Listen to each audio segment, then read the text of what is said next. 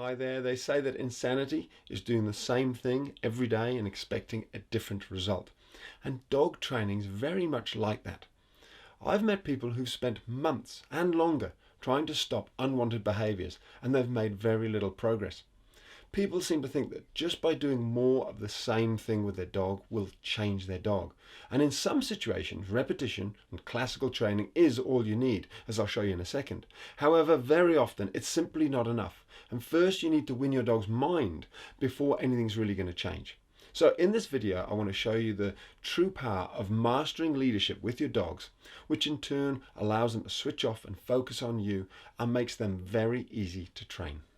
So this is the last video in the series, and I thought I'd do something completely different. I'd share a little bit about myself, about how I work. So these are some dog training clips and tips from when we stayed in this little place by the beach here in New Zealand. So this is the beautiful countryside, and this is the place we stayed. So 6 dogs. We had a friend's dog, we had Nana's dog with us, and 4 other dogs. And as you can see, beautiful property we just stayed in, a little batch as we call it here in New Zealand. And here's the 6 dogs we came away with. And as you can see, none of them are tied up here. None of them are running away. There's people walking down the beach with their dogs. This is Tamar, that's Nana's dog. And then we've got over here we've got little Moses. He's a sort of 2.5-year-old male dog, and by his side is his younger, bigger, stronger brother, Jack. And then we've got the older matriarch, Peanut Butter, who is probably 10, 11 years old.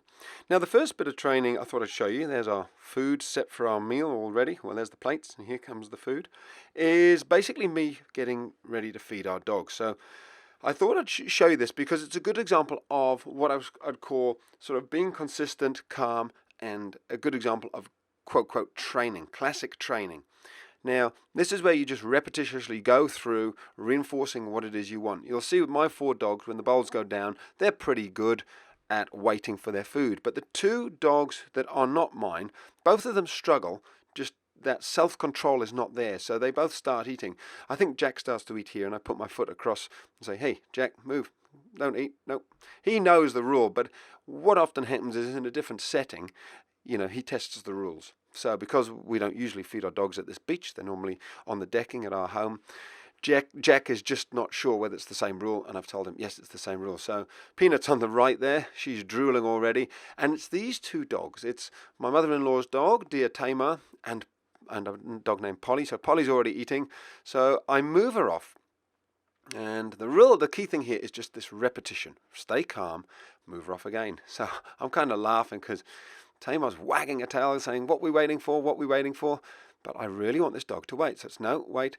And I won't show you the full video because it goes on for quite a bit. But Polly gets there in the end. So here we go. I think I've got my 4 dogs. We're almost ready. I move Jack forward. Peanut's drooling, and I just keep repeating this until they finally get it. You're not going to eat until you're calm and watching me. I hold them for a few seconds and then let them go. So sometimes with your training, you do just need to stay in the zone, stay calm, not get angry and start shouting, and just repeat, and your dog will get it. Here we've got some very happy dogs eating their food.